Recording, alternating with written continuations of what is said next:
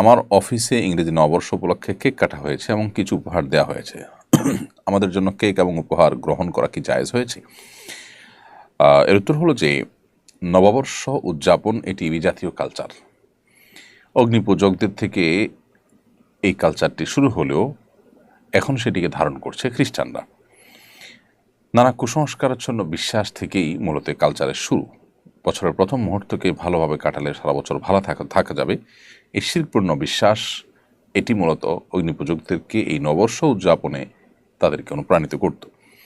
তো সেরকম একটি ভুল এবং কুসংস্কারাচ্ছন্ন বোধ আকিদার উপর নির্ভর একটি বিশ্বাসকে কেন্দ্র করে আনন্দ অনুষ্ঠান করা, তার জন্য ভুরিভোজ ইত্যাদি করা, এটাও সেই দৃষ্টিকোণ থেকে নাজায়েজ। এবং এটাই কেন্দ্র করে যে কেক কাটা হয়েছে, উপহার দেওয়া হয়েছে, বিশেষ করে নববর্ষ উদযাপনের যে উপহার সেটি একজন মুসলমান হিসাবে অ্যাভয়েড করাই হলো আমাদের কর্তব্য।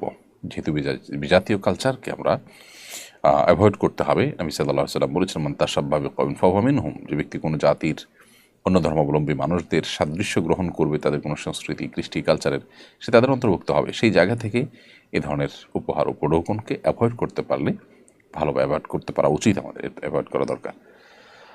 তারপরও যদি নববর্ষ উপলক্ষে, জাস্ট নববর্ষ উপলক্ষে অনেক উপহার উপঢৌকন দেওয়া হয়, সেটা নববর্ষের প্রথম প্রহরের উদযাপন ঠিক নয়, যেটা অগ্নিপূজকরা করে।